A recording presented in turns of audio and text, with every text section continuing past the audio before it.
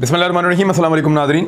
आप YouTube channel देख रहे हैं, मैं इमरान खान हूँ। मैंने आपसे कहा था कि इमरान खान एक और सरप्राइज़ देंगे। अभी एक दिन हुआ, मैंने आपको बताया था कि इमरान खान साहब एक और सरप्राइज़ देंगे और ये हुकूमत मुश्किल में पड़ जाएगी। पहले तो ख्वाजा आसिफ का एक स्टेटमेंट देख लें, क्योंकि इस व्लॉग में मैंने आपको बताना है, मैंने आपसे वादा किया होता कि नैब के अंदर जो वारदात पूरी डाली है इम्पोर्टेड सरकार ने, वो क्या डाली है, नैब को क्या था, क्या बना दिया, ये इस व्लॉग में आपको बताऊँगा। और इतने आसान तरीके से बताऊँगा कि मेरे जैसे आम आदमी को भी अब समझ आ गई है, जितना आसान हमने इसको किया है।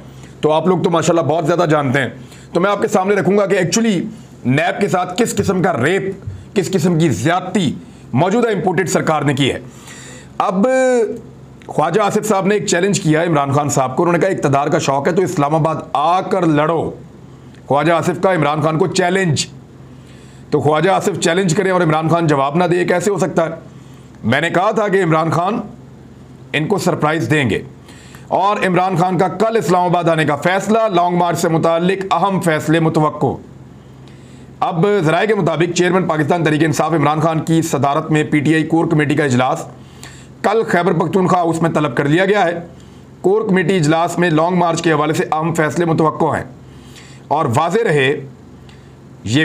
रहे कि इमरान खान पेशावर हाई कोर्ट से 25 जून तक राहदारी ज़मानत हासिल कर चुके हैं। अब ज़रा गौर करें, मेरी जो आखिरी मुलाकात हुई इमरान खान साहब से, उसमें मैंने उनसे पूछा था गिरफ्तारी के बारे में भी और सिचुएशन के बारे में। तो इमरान खान ने ये कहा था कि ये सब कुछ इनके लिए इतना आसान नहीं होगा और मैं इनको बताऊंगा कि कैसे एहतजाज करते हैं और किस तरीके से इन्होंने फाशिस्ट हथकंडे मेरे लोगों के खिलाफ इस्तेमाल किए हैं।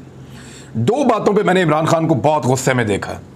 दो बातों पे मैंने इमरान खान को बहुत गुस्से में देखा, याद रखिएगा। एक, उन्होंने कहा कि इन्होंने जो हमारी औरतों और बच्चों को मारा है, जो नौजवानों को मारा है और जो आंसू गैस की शेलिंग की है, मैं इसे कभी नहीं भूलूंगा और मैं इनको बताऊंगा कि जो इन्होंने किया है। और दूसरा, मैंने दर्द महसूस किया इमरान खान के अंदर इस बात का कि इकॉनमी को इन्होंने तबाह बर्बाद कर दिया है। मैंने एक एक पैसा करके, एक एक रुपया करके, बड़ी मुश्किलों से अपना पेट काट के, अपने लोगों को मुश्किल में डाल के, मैंने इकॉनमी को बहुत मुश्किल से 3-3.5 साल लगाकर खड़ा किया था उसके पैरों पे। इन्होंने सब तबाह कर दिया है। ये दो चीज़ों की तकलीफ मैंने इमरान खान के अंदर महसूस की जब मैं उन्हें आखिरी मरतबा मिलने के लिए गया। तो इन्होंने चैलेंज किया, इमरान खान इस्लामाबाद आ रहे हैं, अब चैलेंज कबूल करें। और इमरान खान साहब की गिरफ्तारी इतनी आसान नहीं होगी, वो इनको पता चल जाएगा कि क्या होगा और आने वाले दिनों में वो पंजाब में दोबारा मुतहर्रिक होने जा रहे हैं। इसीलिए उन्होंने कुछ ओहदेदार भी तब्दील किए हैं। यास्मीन राशिद सेंट्रल पंजाब और हमाद अजहर उनके साथ हैं। ओन अब्बास उनको शिफ्ट किया गया जनूबी पंजाब में और खुसरू बख्तियार की जगह पे अब वो वहाँ पे ज्वाइन करेंगे और मल्टीपल चीज़ें वो कर रहे हैं। अपर पंजाब के अंदर भी उन्होंने जिम्मेदारियाँ दी हैं ज्ञानी साहब को। तो इमरान खान साहब गेयर अप हो गए हैं और उन्होंने जो चीज़ें plan A, plan B, plan C तैयार करने थे, सारे तैयार हैं। और ये इमरान खान दोबारा इस्लामाबाद आ रहे हैं। अब देखना है कि इंपोर्टेड सरकार उनको गिरफ्तार कर पाती है, नहीं करती। गिरफ्तारी के बाद रद्द-ए-अमल क्या होता है, पाकिस्तानी क्या करते हैं। हमेशा इन्होंने गलत असेसमेंट की है। देखते हैं कि इस मरतबा पाकिस्तान के बारे में और पाकिस्तानियों के बारे में जो लोग हैं रजीम चेंज ऑपरेशन के करता धरता, चाहे वो कोई भी और कहीं भी बैठा हुआ है, वो सारों की असेसमेंट इस मरतबा इमरान खान के बारे में ठीक होती है या गलत, पाकिस्तानियों के बारे में और पाकिस्तान के बारे में ठीक होती है या गलत, ये पता चल जाएगा। अब देखें नैब के साथ इन्होंने जो ज्यादती की है, एक तो उन्होंने अभी की है कल के दिन में दोबारा, वो तो मैं आपको बता दूं कि जो कल के दिन में की है वो इन्होंने क्या ज्यादती की है। जरा इसके ऊपर आप गौर करें कि नैब के साथ ये लोग कर क्या रहे हैं। इन्होंने नैब को बिल्कुल ही उसके दांत तोड़ दिए हैं, टुथलेस कर दिया है नैब को। और पहले मैं हैरान हो रहा था कि इन्होंने नैब के सेक्शन 19 और 27 को क्यों नहीं छेड़ा, लेकिन बिलाखिर इन्होंने उन सेक्शंस को छेड़ दिया है।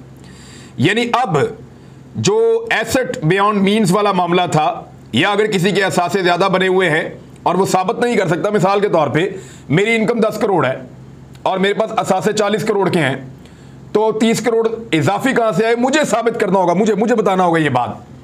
अब ये इन्होंने फ़र्क कर दिया है, मनी लॉन्ड्रिंग के मामलात को भी इसमें से निकाल दिया है। तो इस तरह बहुत मुश्किल हो गया है कि एसेट्स के मामलात के ऊपर, मनी लॉन्ड्रिंग के मामलात के ऊपर अब नैब कार्रवाई कर पाए। एक तो आप ये याद रखें। अब आ जाए उन चीज़ों की तरफ जो इन्होंने नैब के साथ किया है। नैब को मुकम्मल तौर पे नाकारा बना दिया गया है। क्योंकि किसी भी सियासतदान और ब्यूरोक्रेट के केसेस अब नहीं चलाए जा सकते जो मफादे आमा के खिलाफ है। यानी आप कह सकते हैं ये अवामी मफाद में हमने किया है, आप एक 2 नंबरी करें, उसमें से आप 2-4-5 अरब रुपया बना लें, और जब आपके पास नैब आए तो आप कहें जी मैंने तो मफाद में ये काम किया था, अब गलत हो गया तो मैं क्या करूं, ये फैसला तो मैंने पब्लिक के मफाद में किया था। तो इसको तय कौन करेगा? नैब को फारिग कर दिया है, कवानीन और तरीक़ाकार की खिलाफ वर्जी कर दी गई है। नंबर 3 जो है वो ये है कि नैब की आईनी हैसियत जो आज़ाद थी, पहले एक आज़ाद आईनी हैसियत थी, उसको वफाकी हुकूमत के तहत कर दिया गया है। पहले नैब एक आज़ाद और ख़ुद मुख्तार इदारा था, लेकिन अब वज़ीर आज़म नैब के मुख्तलिफ शोबों के अंदर अपने इख्तियारात इस्तेमाल कर सकेगा और उसको असम्बली के तहत कर दिया गया, वफाकी हुकूमत के तहत कर दिया गया है। नंबर 4, नैब की हैसियत को वज़ीर आज़म के नीचे लाकर उसको FIA या एंटी करप्शन टाइप का इदारा एक बना दिया गया है, बिल्कुल वैसी चीज़ ये बन गई है। नंबर 5, ये जो तरमीमी बिल है इससे 100% मुकदमात जो ज़ेर समात हैं वो मुतासर हो जाएंगे और तकरीबन 80% मुकदमात सिरे से ख़त्म ही हो जाएंगे। यानी नैब के अंदर जो इस वक्त मुकदमात चल रहे हैं, जो तरामीम इन्होंने कर ली हैं, उनमें से 80% मुकदमात नैब की अदालतों से निकल जाएंगे और दूसरी अदालतों में चले जाएंगे। जैसे 25-25, 40-40 साल चलते हैं वो चलते रहेंगे। इस तरह जो 20% रह जाएंगे उसमें भी नैब के बाजू काट दिए गए हैं, उसके पर काट दिए गए हैं, और कुछ ऐसे हैं जो नैब को वापस भेजे जाएंगे, लेकिन नैब के पास इख्तियारी कोई नहीं होगा। छठा मामला, जो बैंक ट्रांजैक्शन में तरमीम की गई है, जब तक उसको असासे में, आपके पास बैंक में पैसा मौजूद है, आप उसको असासे में तब्दील नहीं कर देते, उसको असासे का दर्जा अब नहीं दिया जा सकता। यानी आपके अकाउंटों में जो पड़ा हुआ वो आपका असासा नहीं है, आपने कुछ बनाया असासा तो वो एक अलग असासा है। इस जो एक ख़ास तरमीम है, इसका फ़ायदा जरदारी और शरीफ ख़ानदान को बहुत ज़्यादा होगा, और नैब के साथ जो ज़ेर समात उनका मुकदमा है वो पूरी तरह उसमें उनको फ़ायदा मिलेगा इस तरमीम के बाद। 7वां जो इन्होंने नैब के अंदर जुल्म किया वो ये किया कि नैब तरमीमी बिल सेक्शन 14, जिसमें मुल्ज़िम को मनी ट्रेल की वजाहत खुद देनी पड़ती थी। यानी आपने लंदन में फ्लैट्स बना लिए, कैसे बनाए? ओ जी हमारे पास पैसे है, हमने बना लिए। नहीं, बताएं पैसे वहाँ गए कैसे? मनी ट्रेल आपने देनी है कि हमने ये पैसे कैसे कमाए, कैसे पहुँचाए, कैसे बनाए, ये आपको बताना पड़ेगा। जैसा कि नवाज शरीफ का मामला है, तो मनी ट्रेल से छुट्टी। अब मनी ट्रेल नैब नहीं पूछेगा, आपको वजाहत नहीं करनी मनी ट्रेल की, ये भी फारग। 8वां, बेनामी की जो तारीफ है उसमें तब्दीली कर दी गई है। यानी बेनामी ये होता है कि मैं पैसा बनाता जा रहा हूँ 2 नंबर तरीके से, और मेरा कोई जानने वाला XYZ उसके नाम के ऊपर मैं पैसे जमा करवाता जा रहा हूँ, वो मेरा एतबारी आदमी है, वो कहीं नहीं भाग रहा, तो वो मेरा बेनामी अकाउंट है और वहाँ पर मैं पैसा जमा करवा रहा हूँ, चाहे पाकिस्तान से बाहर चाहे पाकिस्तान के अंदर। तो यहाँ पे भी इन्होंने समझौता कर लिया है, यानी मुकदमात बनाने की सलाहियत पर मुकम्मल समझौता किया गया है। इससे अदालत में मौजूद तमाम असासाजात के मुकदमात मुतासिर हो जाएंगे, क्योंकि ज़्यादातर लोग बेनामी पैसा अपना रखते हैं, अपने नाम के ऊपर नहीं रखते, और नैब के साथ मौजूदा तहकीकाती अमल को पूरी तरह मुतासर कर दिया गया है इस एक तब्दीली के बाद भी। 9वें नंबर पर यह है कि बैरून मुल्क से हासिल किए गए शवाहिद को नैब केस का हिस्सा नहीं बनाया जा सकता। आपको याद है MLAs म्यूचुअल लीगल असिस्टेंस के डॉक्यूमेंट होते हैं। पूरी दुनिया में वाइट कॉलर क्राइम में ये बहुत ज़रूरी है कि पता किया जाए कि वो पैसा उस मुल्क से निकल कर किस मुल्क में गया है और वो मुल्क उस पैसे को कैसे वहाँ से वापस कैसे लेकर आना है। तो जो बाहर के मुल्क के अंदर से जो डॉक्यूमेंट आपको मिलेंगे कि ये इतना पैसा लाए, इन्होंने ऐसे खर्च किया, हमें इन्होंने ये बताया, ये नहीं बताया, जो बाहर से डॉक्यूमेंट आएंगे, यानी आप किसी मुल्क से पूछते हैं कि ये फला बंदा है, हम आपको बता रहे हैं इस बंदे के नाम पे आपके मुल्क में कितनी प्रॉपर्टी है, ज़रा पता करके बताएं। तो वो कह रहे हैं जी अगर वो मुल्क बता भी देगा तो वो जो डॉक्यूमेंट बाहर से आएगा, यानी जो शवाहिद नैब को बैरून मुल्क से मिलेंगे, उन्हें नैब के केस का हिस्सा नहीं बनाया जा सकता। इसलिए मनी लॉन्ड्रिंग केस में जो मुलव्विस मुल्ज़िमान हैं, जिनके बैरून मुल्क असासे हैं, उनको मुकम्मल तौर पर एक रिलीफ दे दिया गया है। 10वें नंबर से बदनीयती से नैब के गैर कानूनी इजरा की इंक्वायरी की शिक को मनसूख कर दिया गया है। चलो, और इसके बाद यानी जो बदनीयती वाला मामला है ना, कोई बदनीयती के साथ कोई 2 नंबरी कर रहा है तो वो कह रहे हैं वो निकाल दो बीच में से। बदनीयती कोई चीज़ नहीं होती, सिर्फ नेक नीयती होती है इनकी, बस और कुछ नहीं।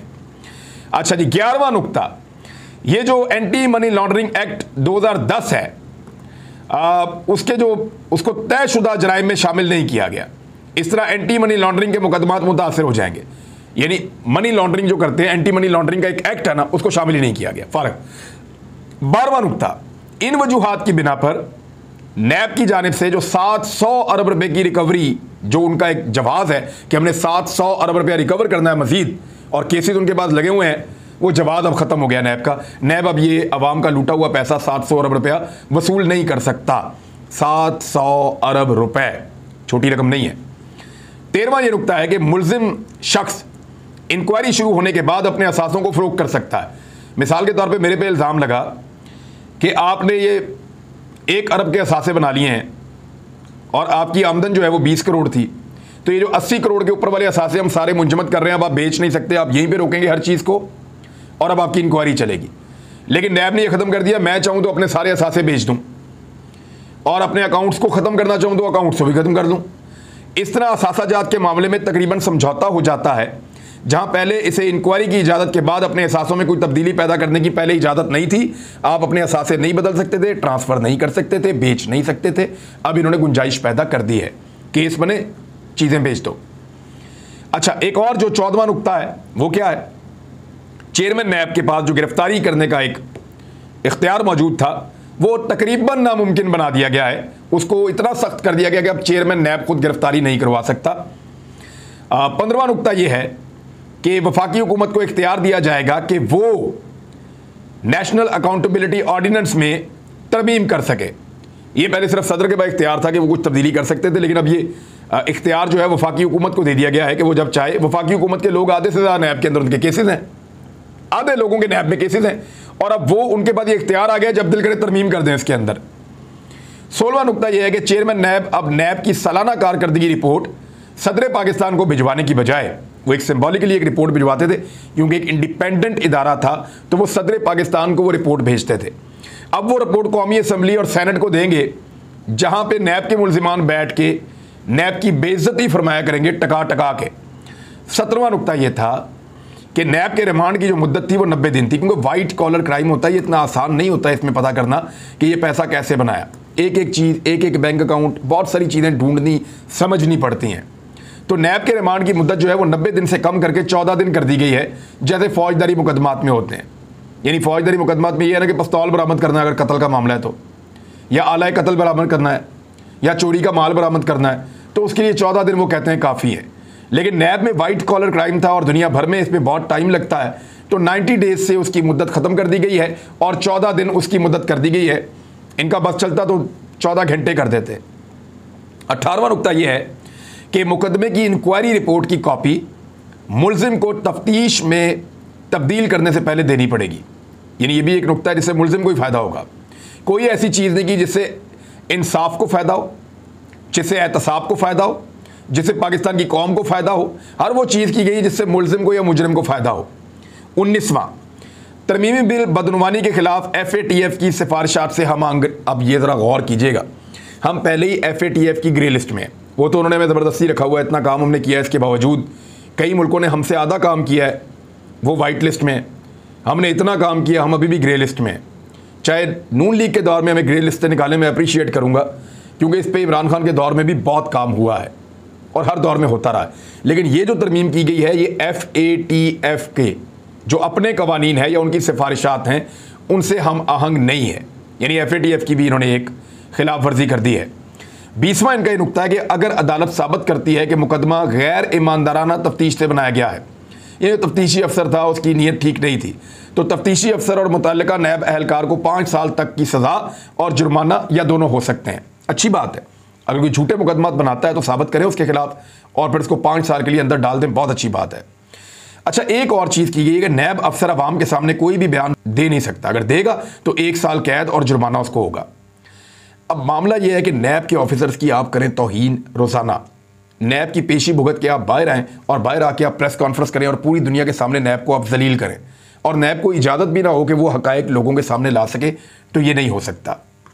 इसके लिए ज़रूरी ये है कि कानून ऐसा बनाया जाए कि ना कोई नैब के ख़िलाफ़ बोलेगा मुल्ज़िम और ना नैब मुल्ज़िम के ख़िलाफ़ बोलेगा। फेयर ट्रायल होना चाहिए, अदालत में जाएँ, अपनी अपनी इंक्वायरी भुगते, नैब जीतता है तो जीत जाए, मुल्ज़िम जीतता है तो जीत जाए। अगर मुल्ज़िम को ये इख्तियार दिया गया है कि नैब पे कीचड़ उछाले, बदतमीज़ी करे, छलांगे मारे, तो फिर नैब का भी काम है कि वो हक़ाइक़ कौम के सामने रख दे।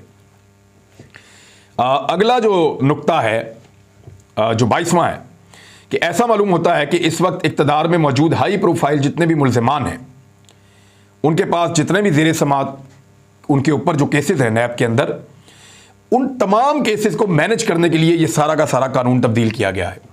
यानी जितने लोग इस वक्त नैब की कस्टडी में हैं, उन तमाम लोगों के केसों को मैनेज करने के लिए ये सारी गेम डाली गई है, बज़ाहिर ऐसे लगता है।